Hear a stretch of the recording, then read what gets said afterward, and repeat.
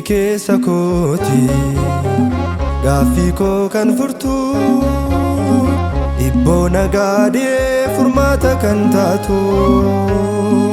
dhugaanii nawwaallee lapheerraa amanee Maariyaam si faarsuuf afaan koo ni dhabne dhugaanii nawwaallee lapheerraa amanee Maariyaam si faarsuuf afaan koo ni dhabne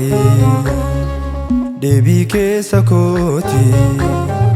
gaaffii koo kan furtu ibboo nagaadee furmaata kan taatu dhugaanii nawwaallee lapheerraa amanee Maariyaam si faarsuuf afaan koo ni dhabne dhugaanii nawwaallee lapheerraa amanee Maariyaam si faarsuuf afaan koo ni dhabne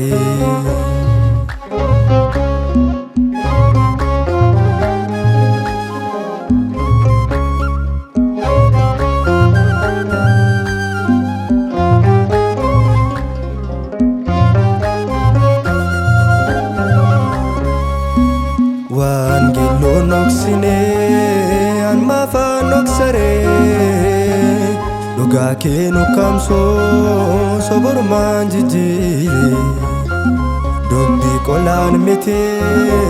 ifa baaseen himaa gaaddisa kee jalaa kamiinan deema daa'imee yoon dhufee galataaf maala kee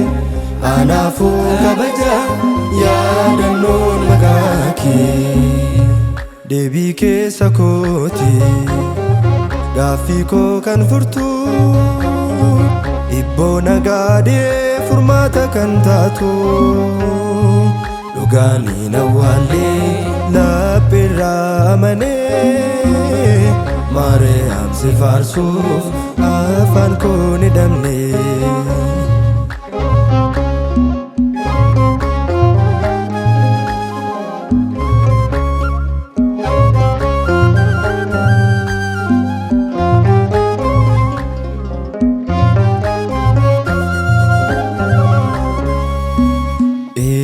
kee waaqessaa noosiin kabaja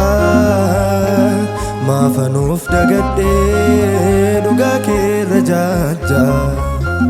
hambaa funaannachuuf doorummaa keessaa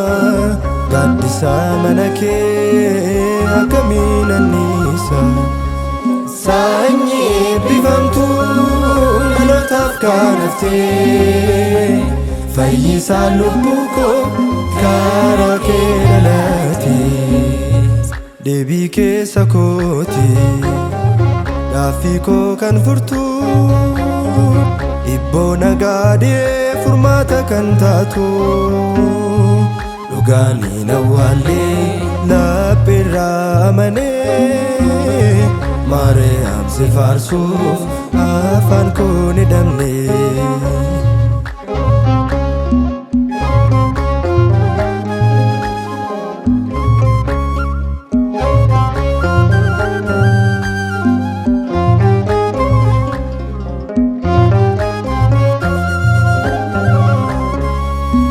Siganee garaadhaaf hin dhabuu boqonnaa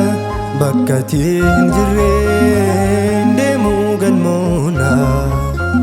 jecha baariyaa qosiin lapheerraa dubbadhee si waameen ofii koo feebbaafsuu gargaadhe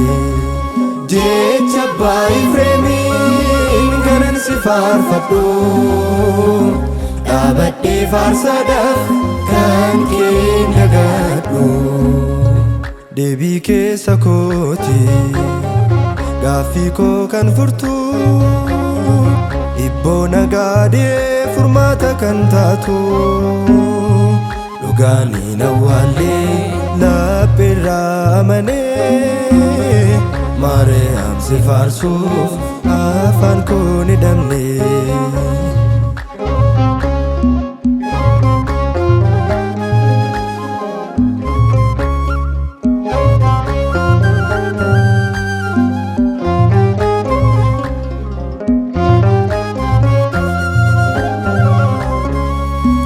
sababa ofii koof kabara gaddaa